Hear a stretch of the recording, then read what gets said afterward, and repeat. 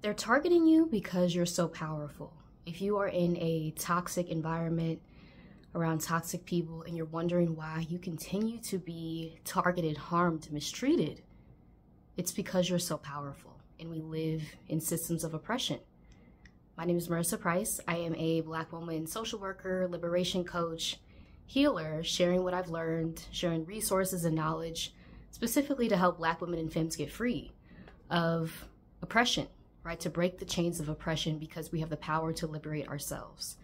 One of the things that I have come across as I have been sharing my journey of healing from a toxic job experience and really reflecting on the things that I went through and the things that I put up with in the environment that I was in, the times that I didn't speak up. I've really been sitting with and trying to understand what happened. How did I get to this place? And I know a lot of us have these questions. A lot of us have been deliberately targeted in toxic environments, in toxic situations, right, in general. And we come in with such good intentions to really do things very well, to soar. Our brilliance speaks for itself. And then we wonder why we're being targeted. And a lot of us, because we are socialized, especially as women, to go within, to internalize what's happening to us, we will think that something's wrong with us. We will start to pick apart ourselves from the inside. We'll start to take parts of ourselves off, the parts that make us magic. We'll start to pick those off because maybe they didn't like this, or maybe they didn't like that I said it like this or did it like this, until we become a shell of who we really are. Because we have been taught that people harm us and mistreat us because something is wrong with us. I want us to really think about, what if it's the opposite? What if people are actually harming us, targeting us, singling us out because we are so powerful? This is a tactic of abusers. This is a tactic of oppressors to target the people who stand out, who are brilliant, who soar above everyone else just naturally, and not in a competitive sense, right? But the energy that you bring, the knowledge, the skill set that you bring to the table is so powerful that triggers people who are insecure. And what are oppressors? Deeply insecure, because they know the way that they got their power is not sustainable. And it cannot last in perpetuity, but that's another video. So they will try to target the people who shine brightly, who soar, who are so talented, who are so gifted, and all of us are talented and gifted, right? But if you have noticed that you have been particularly singled out, you have been made to feel like something is wrong with you, and you can't really understand why. You didn't do anything to deserve this treatment. Again, oppression is not logical. You can't understand why this is happening to you. It's probably because you are so powerful. You are so brilliant. And that's confusing, right? Because all the messaging that we receive is, if you are being targeted, harmed, being told something's wrong with you, it is. Something is, and you need to go inside and try to fix parts of yourself. I don't think that's the whole story. Because I know how oppression works. I know, right, going back to colonization, it's a mind game. It's trying to convince you that you are less powerful than you actually are, so they can come in, swoop in, right? Gain control of lands, steal resources. It's the same way that oppressive environments, work environments, function. You're singled out because you represent a threat to people who are deeply insecure. You represent a threat to all the truth tellers out there, to environments where truth is not welcomed. And so you're going to be singled out. And again, if you have been taught to always go within when someone's harming you, instead of placing that blame on the person who is causing the harm, which is what I implore you to do, to put that blame on that person instead of always going within, which is how we've been socialized under the umbrella of colonization, enslavement. We've been taught to go within as a way to try to extract our power from us. Because now all of a sudden we're picking ourselves apart when we were not the problem the entire time. So the message of this video, they are targeting you because you're so powerful. What happened if you leaned back into that power? What happened if you knew how they operated? If you knew their tactics, if you knew the tactics of abusers to try to single out people who shine so brightly, who challenge the status quo? If you already knew their playbook and their strategy before you entered into these environments, how could you protect yourself from harm that may have been caused to you? How could you lean in your power to leave at the first moment or feeling you get that this is going to happen again? Because abusers follow the same playbook. It's a cycle, right? A lot of us have been brought in for our skill sets, talking like in the context of work. We've been brought in for our skill sets. We have been brought in because of what we bring to the table. And then all of a sudden that triggers people. And now we are the threat.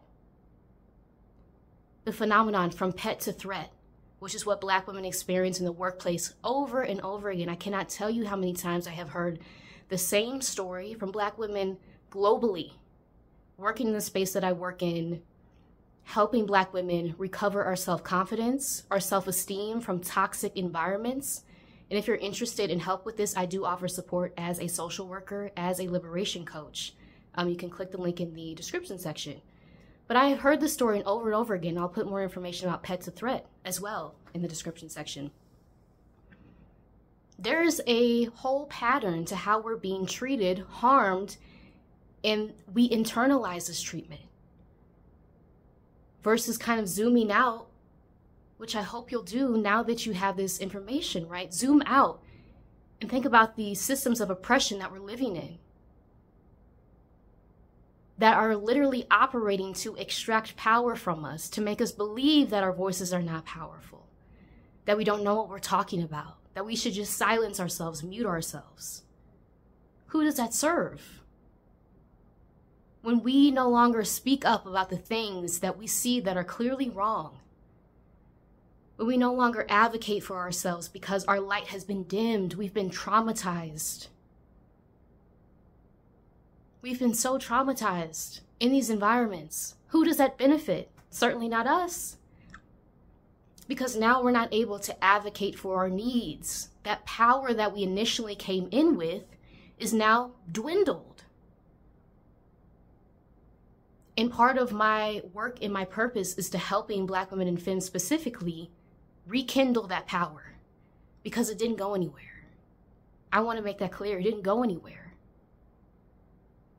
It's still there, right? It might be burning a little bit more dimly, but you have the power to reignite it, to get it back to where it was before you entered these environments, and maybe even brighter. Now that you realize the power that you hold and why that made you a threat in toxic environments. They don't want you to be powerful. Under the system of capitalism, we are socialized to be machines. Again, with the roots in enslavement, right? How people were socialized. How people's minds were intentionally broken. The agency stripped deliberately by enslavers. And if we go back to the plantation system, if you stood out on a plantation, you were a threat. Right? Someone would come along, the enslaver, the overseer would come along, make an example of you. Strip your power in front of everyone to see. This is what happens when you are brilliant. This is what happens when you take a stand, when you escape. That is how oppression works. The messaging is reinforced with violence, and it affects our brains so deeply, to the point where we go inside and we're scared. We're scared to speak up because we've seen what happens, right? Even if it's just one person, and there's thousands of us, that fear has a powerful effect on our brains, which is something I'm going to be talking about more on my channel. I would love if you would subscribe. The psychology of oppression. Again, as I'm unpacking what happened to me in this work experience, this traumatic work experience, as I try to get to the roots of how did this all happen, and hearing other Black women's stories, hearing how similar our stories are. How did we get to this place? What was the socialization that led us here and led us to believe that we could not leave once we found ourselves being harmed in this environment? And how does that mirror the dynamics of a plantation? How does that go back to the entire system of colonization that the whole world continues to grapple with? It's really that deep. Because these dynamics, these interpersonal dynamics, they're just a representation of the larger systems at play that we're all trying to survive, navigate. So as I wrap up this video, if you are interested again in coaching, please hit the link in the description section to work with me one-on-one. I am a healing and liberation coach. I'm also a master level social worker with a rooting in Black liberation. And I would love for you to subscribe to this channel, like this video, share it, please. And thank you all for all the love on my last video. But yeah, I want to remind you how powerful you are. That's really the center of the work that I do, the messages that I put across, reminding us of our power as we are in these systems of oppression that try to strip it at every turn, try to make us go within and question what's wrong with us when nothing has been wrong with us this entire time. It's a playbook. It's a playbook that's being used over and over and over again. So once you're able to recognize that and reawaken to your power, you're unstoppable. And that's where I want you to be. I want you to be unstoppable, right? So thank you so much for watching this video. Yeah, until next time, y'all. Bye.